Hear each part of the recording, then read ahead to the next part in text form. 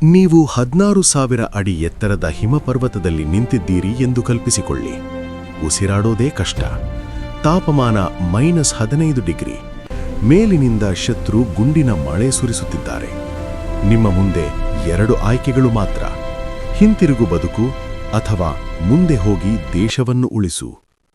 1999ರಲ್ಲಿ ಭಾರತದ ಸಾವಿರಾರು ಸೈನಿಕರು 2ನೇ ಆಯ್ಕೆಯನ್ನು ಆರಿಸಿದರು.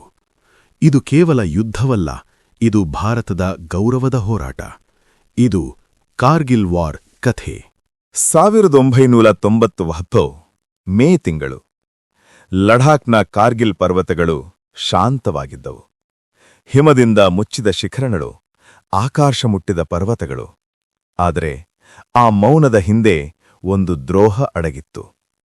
ಪಾಕಿಸ್ತಾನಿ ಸೇನೆ ಮತ್ತು ಉಗ್ರರು ಗುಪ್ತವಾಗಿ ಗಡಿದಾಟಿ ಭಾರತದ ಪರ್ವತ ಶಿಖರಗಳನ್ನು ಕಬಳಿಸಿದ್ದರು. ಅವರು ಮೇಲ್ಭಾಗದಲ್ಲಿ ಕುಳಿತುಕೊಂಡಿದ್ದರು, ನಮ್ಮ ಸೈನಿಕರು ಕೆಳಭಾಗದಲ್ಲಿ. ಇದು ಸಾಮಾನ್ಯ ಯುದ್ಧವಲ್ಲ, ಇದು ಭೂಗೋಳದ ವಿರುದ್ಧದ ಯುದ್ಧ. ಭಾರತ ಸರ್ಕಾರ ತಕ್ಷಣ ಪ್ರತಿಕ್ರಿಯಿಸಿತು. ಆಪರೇಷನ್ ವಿಜಯ್ ಘೋಷಿಸಲಾಯಿತು. ಲಕ್ಷಾಂತರ ಸೈನಿಕರು ಕಠಿಣ ಪರಿಸ್ಥಿತಿಗೆ ಸಜ್ಜಾದರು.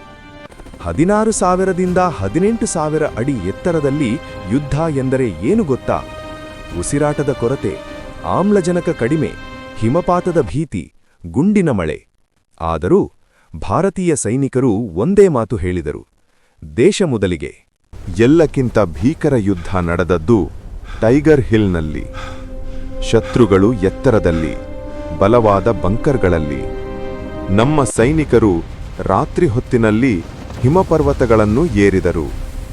ಪ್ರತಿ ಹೆಜ್ಜೆಯೂ ಮರಣದತ್ತ ಒಂದು ಹೆಜ್ಜೆ. ಆದರೂ ಅವರು ಏರಿದರು.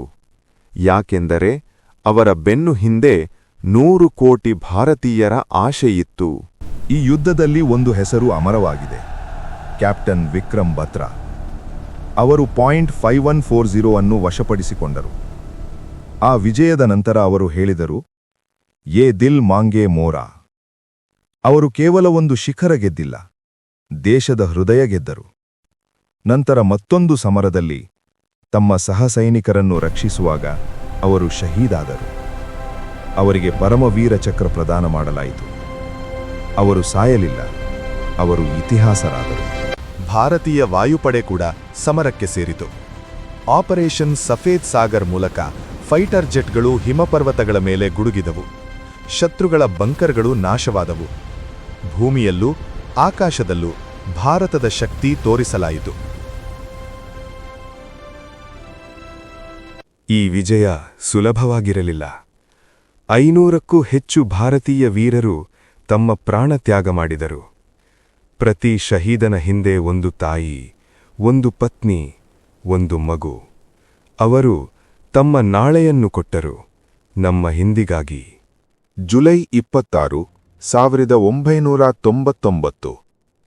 ತ್ರಿವರ್ಣ ಧ್ವಜವು ಮತ್ತೆ ಹಾರಿತು. ಪರ್ವತಗಳು ಸಾಕ್ಷಿಯಾದವು: ಭಾರತ ಸೋಲುವುದಿಲ್ಲ. ಇಂದು ನಾವು ಆ ದಿನವನ್ನು ಕಾರ್ಗಿಲ್ ವಿಜಯ್ ದಿವಸ್ ಎಂದು ಆಚರಿಸುತ್ತೇವೆ.